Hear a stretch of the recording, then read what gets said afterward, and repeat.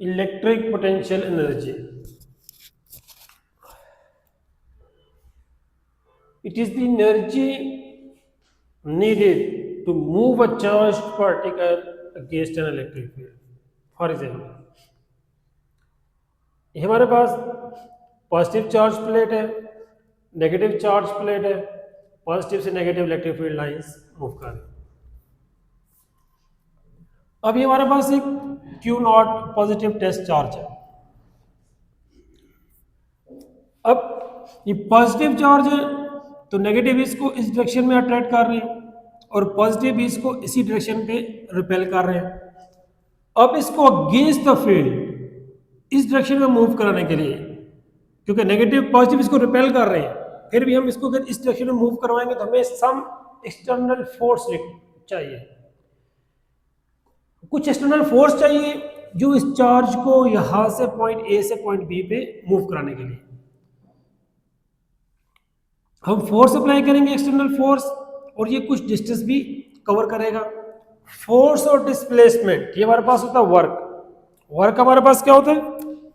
F dot T. Work done होता है F dot D, force और डिस्प्लेसमेंट।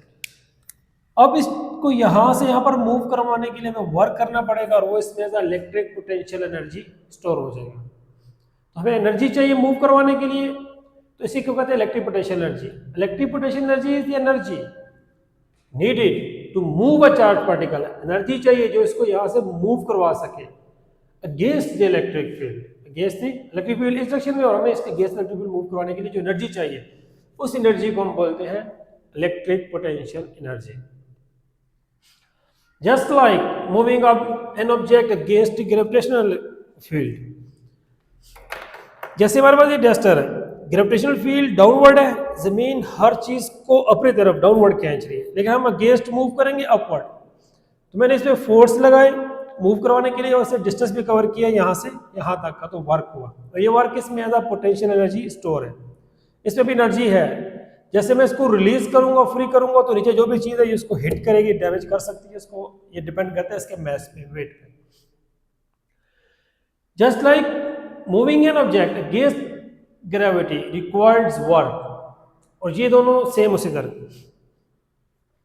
अब इसके बाद consider an electric field E, a charge Q is move through a distance R. कि फर्ज किया कि हमारे पास इलेक्ट्रिक फील्ड ई है, ये जो इलेक्ट्रिक फील्ड है, एक चार्ज क्यू है, और इसको हमने यहां से यहां तक थ्रू डिस्टेंस आर हमने मूव करवाया। पॉइंट ए और पॉइंट बी के दरमियान का जो डिस्टेंस है इसको हमने आर का नाम दे दिया कि हमने आर डिस्टेंस में मूव करवाया। तो हमने वर्क किया क्योंकि हमने इसमें फोर्स भी लगाई और उससे डिस्टेंस भी कवर किया। फोर्स और डिस्टेंस में हमारे पास वर्क हो गया। वर्क होता है फोर्स और डिस्प्लेसमेंट। अब अच्छा, फिजिक्स सारी इंटरलिंक है। मैं प्रीवियस लेक्चर्स में ये पढ़ा चुका हूँ, इलेक्ट्रिक फील्ड स्ट्रेंथ क्या होता है, फोर्स पर यूनिट चार्ज। तो अगर किसी को नहीं समझ तो ये आगे भी यूज होंगे, तो ये पहले previous lecture electric field strength वाला वो सुन ले तो ये जरा बेहतर समझ आ जाएगा। अब यहां से हमारे पास एफ की वैल्यू, क्यू इधर आके मल्टीप्लाई हो जाएगा तो एफ आ जाएगा क्यू ई, एफ की जगह हमने क्यू ई पुट कर दिया। अब जो हमने इस पे वर्क किया यहाँ पे, अभी इसमें यहाँ पर पोटेंशियल एनर्जी है, इलेक्ट्रिक पोटेंशियल एनर्जी। तो इलेक्ट्रिक पोटेंशियल एनर्जी को हम यू से प्रेजेंट करते हैं, जैसे मैंने भी इस पे, मैं इस डिस्टेंस पे फोर्स लगा रहा हूँ और ये डिस्टेंस कवर कर रहे हैं, तो ये इसमें as a potential energy store है। ये वर्क जो मैंने वर्क किया, फोर्स लगाई, डिस्टेंस कवर हुआ, तो फोर्स लगा, डिस्टेंस कवर, तो वर्क हुआ, और ये वर्क इसमें as a gravitational potential energy store हो गया। और यहाँ पे जो वर्क हुआ वो as a electric potential energy इसमें स्टोर हो गया। तो इलेक्ट्रिक पोटेंशियल एनर्जी को हम यू से प्रेजेंट करते हैं। वर्क डन यू की इक्वल है, और यू हमारे पास है इलेक्ट्रिक पोटेंशियल एनर्जी। तो वर्क की जगह पे हमने यू लिख दिया, U is equal to Q E are.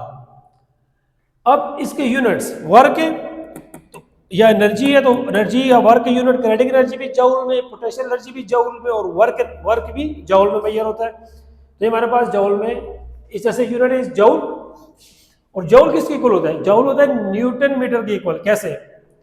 Force Newton में, यहाँ पे अगर बात करो फोर्स न्यूटन में और डिस्टेंस मीटर में,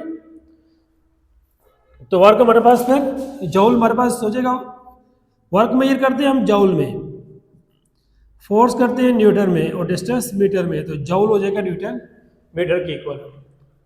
तो जूल होगी न्यूटन मीटर के इक्वल और इसकी डायमेंशन होती है एल स्क्वायर टी पावर -2। ये भी बेसिक लेक्चर में मैंने निकालने सिखाया, ड्राइव करनी सिखाई थी आपको। अब कंजर्वेटिव फील्ड है, इलेक्ट्रिक फील्ड हमारी कंजर्वेटिव फील्ड है। अच्छा, कंजर्वेटिव फील्ड कौन सी फील्ड होती है? ऐसी फील्ड कि जो सिर्फ इनिशियल और फाइनल वैल्यू पे डिपेंड करें, पोजीशन पे डिपेंड करें, ऐसी फील्ड को हम कहते हैं conservative field. Electric field conservative field और a force means work done doesn't depend on the path followed. For example, ये चार्ज है, इस चार्ज को मैं यहां से इधर ले आऊं, इधर ले जाऊं, फिर यहां पर ले आऊं, मतलब हमने चार्ज को पॉइंट ए से पॉइंट बी तक मूव करवाना था, पॉइंट बी में मैं इस पाथ के थ्रू आ जाऊं या मैं स्ट्रेट चला जाऊं या किसी और पाथ से घूम के आ जाऊं। स्ट्रेट आउट तब भी यहाँ पर इसका इलेक्ट्रिक पोटेंशियल एनर्जी है और ये पॉजिटिव चार्ज रिपेल कर रहे हैं इस वजह से और नेगेटिव अट्रैक्ट कर रहे हैं। तो यहाँ से घूम के आऊँ, यहाँ से आऊँ, यहाँ से आऊँ, इसके पास इलेक्ट्रिक पोटेंशियल एनर्जी इनकी रिपेल करने की वजह से उतनी ही रहेगी, ना वो कम होगी ना ज्यादा होगी। तो जब कोई भी पाथ फॉलो करे, ये वाला पाथ फॉलो करे, ये वाला करे या ये वाला करे, इस पर एनर्जी में कोई फर्क नहीं पड़ेगा, उतनी ही रहेगी। तो ऐसी फील्ड को हम कहते हैं कंजर्वेटिव फील्ड और ऐसी फोर्स को कहते हैं कंजर्वेटिव फोर्स। इलेक्ट्रिक फोर्स भी हमारे पास कंजर्वेटिव फोर्स है, means work done doesn't depend on the path followed. कोई जो भी पाथ फॉलो किया उस पर डिपेंड नहीं करता, but only depends on the initial and final position. Initial position और फाइनल पोजीशन पे डिपेंड करता है। तो कंजर्वेटिव फोर्स कौन सी होती है? ऐसी फोर्स जो इनिशियल और फाइनल पोजीशन पे डिपेंड करे, जो पाथ पे डिपेंड ना करे हमने कौन सा पाथ फॉलो किया। ग्रेविटेशनल फील्ड भी हमारे पास कंजर्वेटिव फील्ड है। ये डस्टर है, मैं इसको इस हाइट पे लेके आ रहा हूँ, इस हाइट में मैंने लाना है, मैं इसको यहां से घुमा के इधर लाऊं, यहां से घुमा के इधर लाऊं, कहीं से भी लाऊं, अब इसकी पोटेंशियल एनर्जी उतनी होगी, मैं स्ट्रेट लाऊं तब भी उतनी होगी। तो ग्रेविटेशनल फील्ड भी पाथ पे डिपेंड नहीं करती। ग्रेविटेशनल फील्ड और ग्रेविटेशनल फोर्स भी कंजर्वेटिव फील्ड और कंजर्वेटिव फोर्स है। इलेक्ट्रिक फील्ड भी कंजर्वेटिव फील्ड और कंजर्वेटिव फोर्स है, इलेक्ट्रिक फोर्स भी। अब इलेक्ट्रिक पोटेंशियल, अच्छा इलेक्ट्रिक पोटेंशियल एनर्जी तो समझ आ गया सब। अब इलेक्ट्रिक पोटेंशियल क्या है? Electric potential work done per unit charge, means के जो एनर्जी चाहिए मूव करवाने के लिए वो इलेक्ट्रिक पोटेंशियल एनर्जी है, और यूनिट चार्ज पे को जो एनर्जी दी गई वो इलेक्ट्रिक पोटेंशियल, वर्क डन या energy per unit charge. Electric potential is the electric potential energy और work done per unit charge. ये जो वर्क है हमारे पास, ये हमारे पास इलेक्ट्रिक पोटेंशियल एनर्जी है, लेकिन ये वी इलेक्ट्रिक पोटेंशियल है, इलेक्ट्रिक पोटेंशियल एनर्जी नहीं है। Work done per unit charge हमारे पास इलेक्ट्रिक पोटेंशियल होगा, और सिर्फ वर्क जो है वो यहां से तक का वो एनर्जी एज इसमें इलेक्ट्रिक पोटेंशियल एनर्जी स्टोर हो जाएगा। जो वर्क हम करेंगे तो वो इलेक्ट्रिक पोटेंशियल एनर्जी है वर्क, और work done per unit charge ये हमारे पास इलेक्ट्रिक पोटेंशियल है। तो W को हम U भी लिख सकते हैं, क्योंकि उसमें यहाँ पे हमने W को U लिखा था, U हमारे पास होता है इलेक्ट्रिक पोटेंशियल एनर्जी। तो W की जगह पे हमने U लिख दिया, और इसके यूनिट्स क्या होंगे इलेक्ट्रिक पोटेंशियल के? वर्क होता है जूल में, चार्ज होता है कूलम में। तो इलेक्ट्रिक पोटेंशियल के यूनिट है जूल पर कूलम, और इलेक्ट्रिक पोटेंशियल एनर्जी के यूनिट्स जूल है।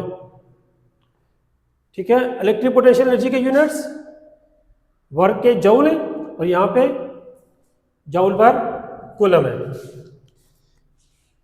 और इसकी डायमेंशंस जूल की और फिर कूलम की तो है एल स्क्वायर टी पावर -3 ए पावर -1। ये प्रीवियस लेक्चर में मैंने ड्राइव भी किया था। अब यहाँ पे वर्क होता है फोर्स और डिस्प्लेसमेंट, वर्क होता है F.D। डिस्टेंस को हमने R से प्रेजेंट किया था, डॉट हटेगा तो cos थीटा आएगा और cos 180। cos 180 क्यों लगाया? क्योंकि work done against the electric field lines, जो वर्क हमने किया है वो against the electric field lines की है। इलेक्ट्रिक फील्ड लाइन इस डायरेक्शन में, मीन्स इलेक्ट्रिक फील्ड लाइन इस डायरेक्शन में, और हमने जो चार्ज को मूव किया है वो इस डायरेक्शन में किया है। इलेक्ट्रिक फील्ड लाइन से इधर है, चार्ज को हमने अपोजिट डायरेक्शन में किया, तो एंगल हमारे पास 180 डिग्री यहाँ पर बन रहा है। तो इसीलिए हमने यहाँ पे cos 180 पुट किया, और यहाँ पर आपने लिखना है प्रॉपर, ही मैंने तो इसको शॉर्ट वर्डिंग में लिखा है, आपने प्रॉपर लिख रहा है work is done against electric field lines, that's why I am putting cos 180, और cos 180 माइनस 1 होता है। अब ये माइनस स्टार्ट में आ जाएगा। Electric field strength previous lecture पढ़ चुके हैं, फोर्स पर यूनिट चार्ज। यहां से हमारे पास फोर्स की वैल्यू आ जाएगी, क्यू इधर आके मल्टीप्लाई हो जाएगा, तो फोर्स की जगह हमने वैल्यू पुट की, क्यू से कट गया, तो हमारे पास ये इक्वेशन 1 आ गई, electric potential in term of electric field strength E. अब इलेक्ट्रिक फील्ड स्ट्रेंथ वाले टॉपिक में प्रीवियस लेक्चर में हमने इलेक्ट्रिक फील्ड स्ट्रेंथ की वैल्यू निकाली थी के क्यू ओवर आर स्क्वायर, और यहाँ पे कूलम फोर्स को पुट किया था के Q1 Q2 divided by are square, तो वहां से ये वैल्यू ड्राइव हुई थी।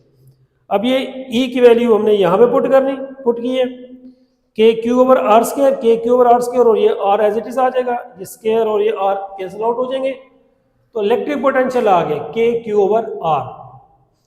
अब यहाँ पे आपने ये लिखना है, ये मैंने जो डॉटेड लाइंस लगाई है, electric potential has inverse relation with the distance, मतलब डिस्टेंस ज्यादा होता जाएगा इतना इलेक्ट्रिक पोटेंशियल कम होता जाएगा, और electric potential has direct relation with the charge, means कि electric potential is directly proportional to the magnitude of the charge and is inversely proportional to the distance from the charge. अब for more than one charges, अगर एक से ज्यादा charges पड़े हुए हमारे पास, तो क्या होगा, तो तमाम का सम होगा। ये सिग्मा, ये सिंबल हमारे पास, मैं इसको हटा रेस करूं ऊपर से फिलहाल। अगर एक से ज्यादा चार्जेस हैं तो तमाम को हम फिर प्लस करेंगे, तो ये सिग्मा आ गया है।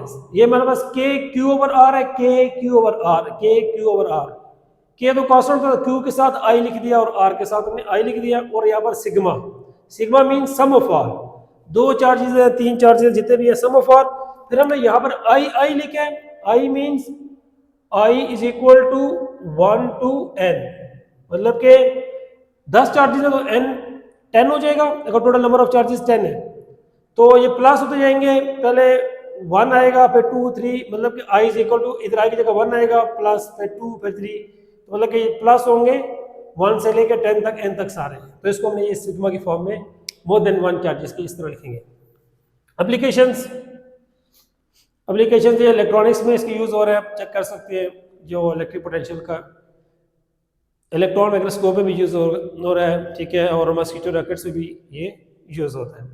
अब एब्सोल्यूट पोटेंशियल एनर्जी, एक चीज, इलेक्ट्रिक पोटेंशियल और absolute potential energy. Absolute potential energy क्या है, मैं जरा एब्सोल्यूट पोटेंशियल एनर्जी, ये चार्ज हमारे पास पॉजिटिव, फॉर एग्जाम्पल इसकी रेंज यहां तक है, अब इस चार्ज के लिए इसकी रेंज यहां तक है, तो ये पॉइंट इस चार्ज का लिए इन्फिनिटी है, मीन्स कि इसकी रेंज से बाहर, infinity means out of range, range से बाहर। तो ये चार्ज हमारे पास अगर यहां पर है कोई चार्ज, पॉजिटिव चार्ज, हम यहां से इस चार्ज को यहां पे मूव करवाते हैं, इसकी जो एनर्जी होगी उसको हम बोलेंगे absolute energy, absolute potential energy. The energy of gained by the charge in moving from infinity to that point is known as absolute potential energy.